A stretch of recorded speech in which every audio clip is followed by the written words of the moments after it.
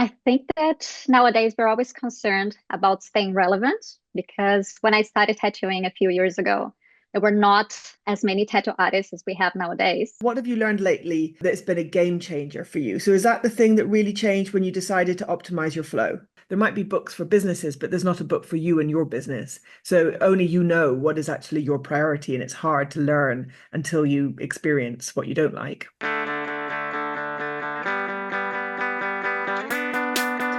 Hi, we're here with Daniele Lugli, who is a tattoo artist based in Melbourne, Australia. And we are absolutely delighted that you've agreed to join our customer showcase today, Danielle. Welcome. Thank you so much for having me.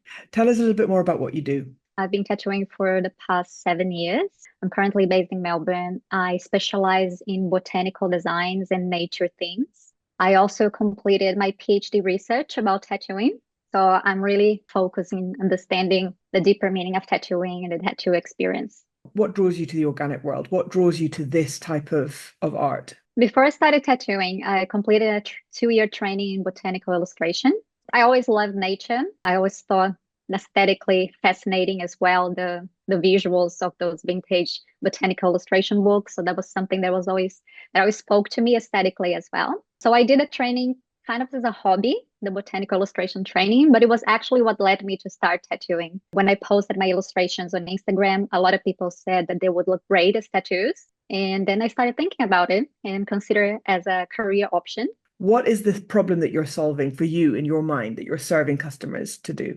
I like to think that I'm in the business of making people feel good. So, how can I use my work, my art, to make people feel good about their bodies or about the way that they want to present themselves in the world or about the people and the things that they love so much that they want represented on skin? So, I really see tattooing as something that is quite deep.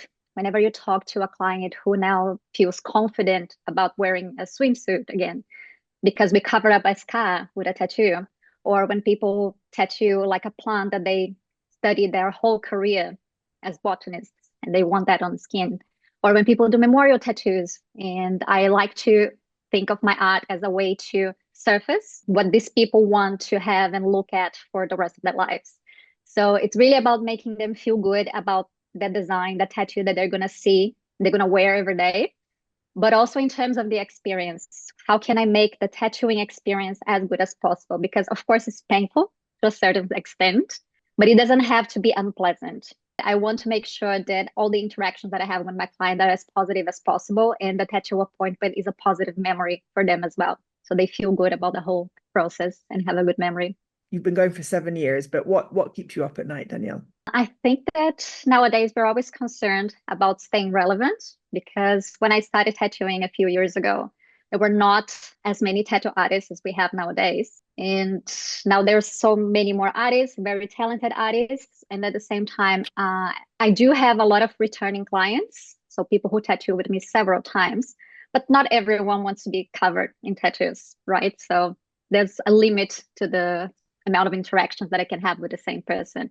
So we're constantly paying attention and see how we can improve our work and also remain relevant. I run my business as a sole trader. I don't have my own studio. I work at a studio, but everything else in my business is self-managed. So I handle the first interaction with clients and then prepare the designs and then do the tattooing.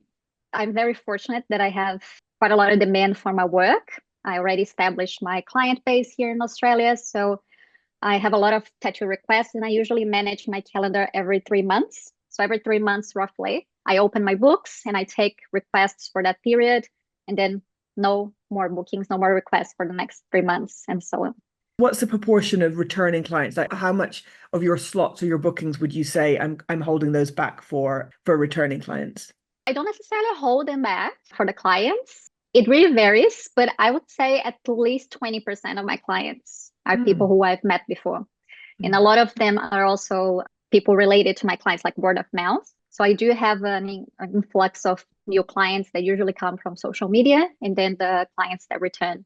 So it's not always the same proportion. It's a bit seasonal, but I always save some spots in case someone pops up in my inbox and I can actually have time for them. How do you grow? How do you get new clients? How do you get the other 80% of new clients coming in? Where are they coming from? So I really like word of mouth it really works well because it means that the person saw your tattoo in person, real life, healed. So it's always a good thing. We do rely a lot on social media still. Instagram used to be great. Now it's not as good, but it's still a good window. It's the way that people find your work without necessarily finding you or your studio. If you could do your business again from zero, what would you do differently? So tell me about your journey of learning how to run your business the way you want it to be. I did a lot of, it was a lot of learning and learning in practice. And it's really hard because each tattoo artist works in a different way. So you get a lot of advice from different people. So until you figure out what actually works for you with no judgment from outside, it's quite a journey. I'm pretty happy with my workflow flow now, the way that I'm working now. I wish I had understood certain things before. In that sense, I feel like my PhD research really helped me arrive at those conclusions because it was a practice-based PhD, and part of the research was reflecting about my practice, why I do what I do, and why I do the way that I do. So I came to terms with some things that were still floating a bit. For example, I told you that I try to prioritize my returning clients. And that means you might be leaving out some new clients. Like, is this a smart decision? So it's a hard decision to make. But I say yes, because I want to nurture this relationship that I have with my clients already. So it's a lot of strategic decisions that I sometimes didn't feel comfortable making before. And now I do feel more comfortable. And I wish I had those things a bit clearer earlier. Yeah, as you said, be more decisive, be more strategic, be more focused at the beginning. I was exactly the same. I said yes to everything, didn't quite understand. There isn't a book. There might be books for businesses, but there's not a book for you and your business. So only you know what is actually your priority, and it's hard to learn until you experience what you don't like. I used to have the social media channel open, like the Instagram messaging open.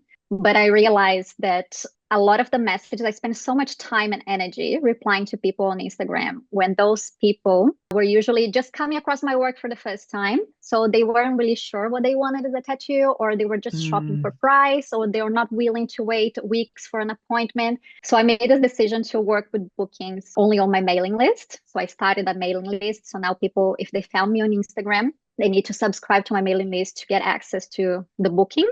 So once they subscribe, they have it all out there. And once I do that every 3 months or so, I get the submissions, the form submissions. Usually within a few days, I have the cap that it's usually like 75 clients per round. And I have to say 90% of those messages convert into actual bookings and actual tattoos. You're risking losing what could be a really good paying customer, but you're saving the risk of a whole load of noise in your pipeline that's going to definitely waste you time. When did you learn that? Because my next question is, what have you learned lately that's been a game changer for you? So is that the thing that really changed when you decided to optimize your flow? Yes, opting into my mailing list. And that also gave me back control over the communication with my clients, because we know that even though you may have so many followers on social media, but they don't necessarily see your content all the time. So the delivery is not what it used to be. But just having this place where I can centralize all my clients, I'm not selling them or their information. This is all for me. And I'm sure that they're going to have my email in their inbox whenever I want to talk to them. So I take it easy. I don't overflow them with communication. But it's not what you hear all the time, because all the time you're like, oh, you must be on social media and you must do reels and you must be on TikTok and all the things. But for me, the kind of work that I do and the profile of the clients that I know that I have, like I understand who my clients are in general. So I feel like the good old email does work. What tools have you adopted? What tools were you recommended to start using? And then what tools would you recommend other people to use? So what email newsletter tool do you use, for example? Would you recommend it? I'm using Substack.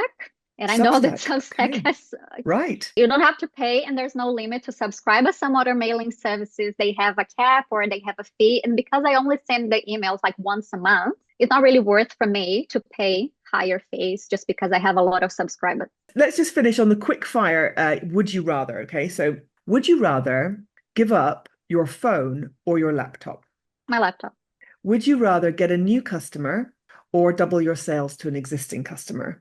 Yeah. Returning customer. Yes. Would you rather work with a team of experts or passionate learners? Passionate learners. Tell me about that.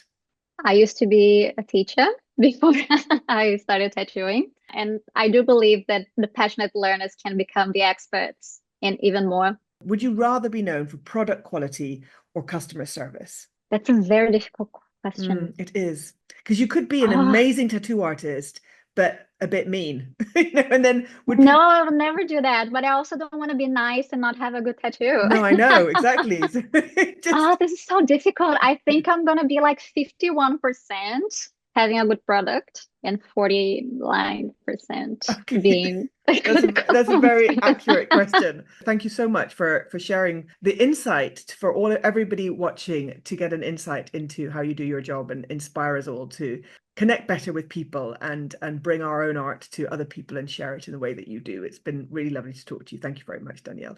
Thank you so much for having me. It was a pleasure.